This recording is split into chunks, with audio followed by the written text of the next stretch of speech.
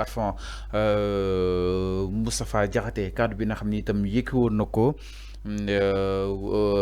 jëm si ki nga xam ne moo di le président Bassirou Diomaye Diakhar Faye mais gis nañ aussi quelques si ay intellectuels Arfan di ko fustiger par rapport ak li nga xam ne moo di son arrestation jàpp neen nag loolu jarul ñu koy arrêté benn yoon vu que ni yëf yi dafa ñëw si débat intellectuel di goñaa faax ñoom itam ñu ngi koy jéem a leeral ak seen façon concrètement Arfan naka na daal di jàngatee li nga xam ne itam boobu tey mi ngi am si kaw Moustapha Diakhaté ak rebondissement yi suba incha allah nga daal di war a mën a àtte taxawal ko si kanam yoon ak wala yoon espère que ni suñ ko taxawalee dinañ xam ni amaan na ni li nga ko jàppee wala kon li nga ko woowee Arfan jaru ko woon si réew moo xam ni itam ñooy démocratie ak liberté de don et d'expression di si am doole Fallou un vieux comme Moustapha Diakhaté un vieux de 80 ans comme Moustapha Diakhaté il doit soigner son expression lu ko neex lay wax oui lu ko neex lay wax moom mi jàppee boppam ni kilifa du waxee lis ni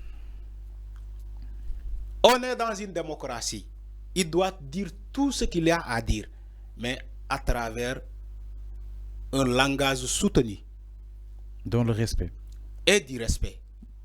Quand on parle à une institution, il faut manifester du respect envers cette institution-là. Moustapha Diakhaté, il a pris de l'âge. Mag boy wax, da ngay soigner ton langage. Waro meuna traîner ci ay mots ay guña fa awma ay alku di saga.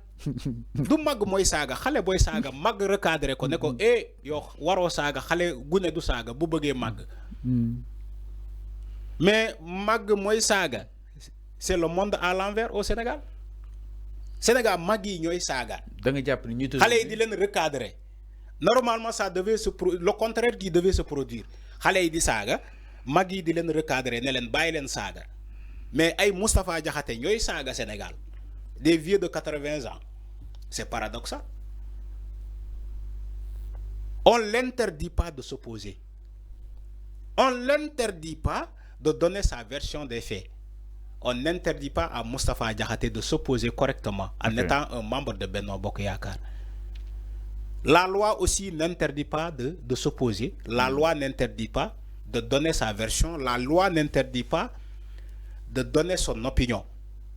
Mais ce que la loi interdit, mais c'est les insultes. La loi interdit des injures publiques. Une personne ne doit pas insulter publiquement. Loi bi lol la tere, lol la aye.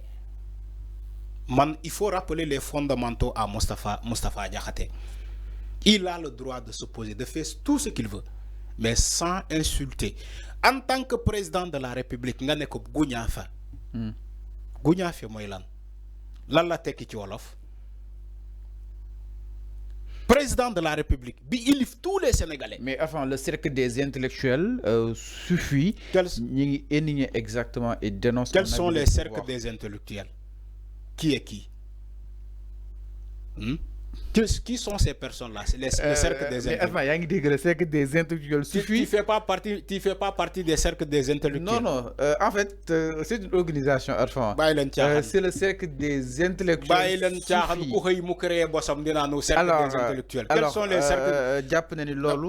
C'est-à-dire, nous devons frustrés. Est-ce que Sénégal a un cercle des intellectuels? Pourquoi ils n'ont pas stoppé ces arts de débat?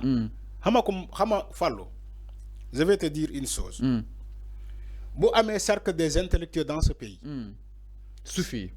Le cercle des intellectuels suffit. Suffit. Ok. Sous la ce cercle devait être là.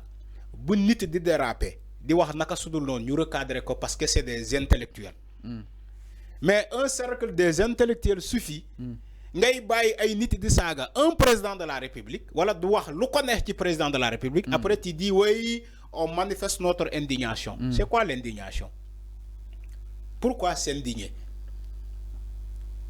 Man j'attends ce cercle des intellectuels mu indigné wu qui les propos de Moustapha Diakhaté. Pourquoi ce cercle-là ne s'indigne pas sur les propos de Moustapha Diakhaté en tant que mag kilifa? Je ne sais pas ndax mat na kilifa. Parce que man, à ce que je sache, kilifa du saga. Kilifa du yëkëti yenn baat yi. Kilifa dafay rafetal. Dafay sutural. Loolu mooy yëfu kilifa.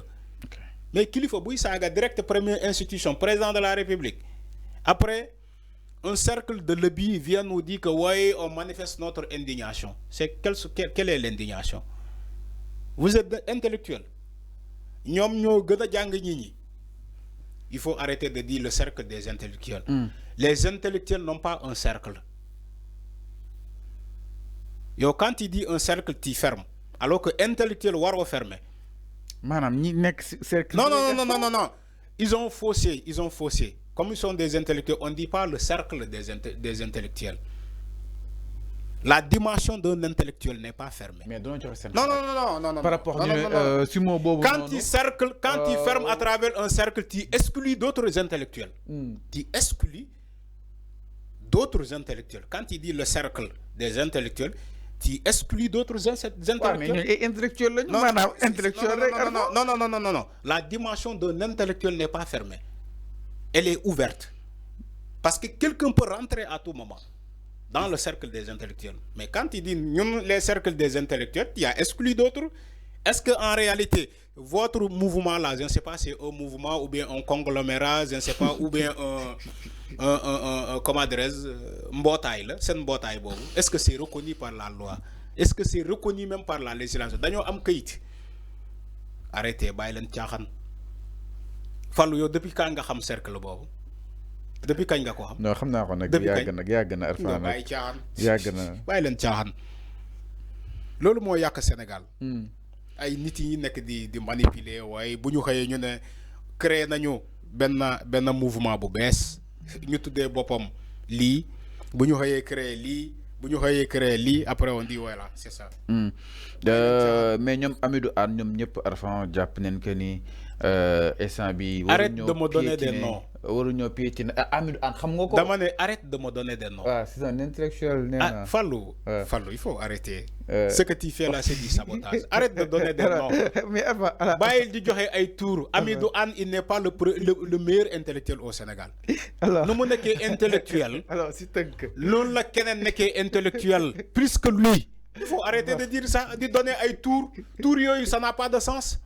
Alors, ces noms que tu cites là n'ont pas de sens. Alors, si tu veux, Inch'Allah, ces noms là n'ont pas de sens.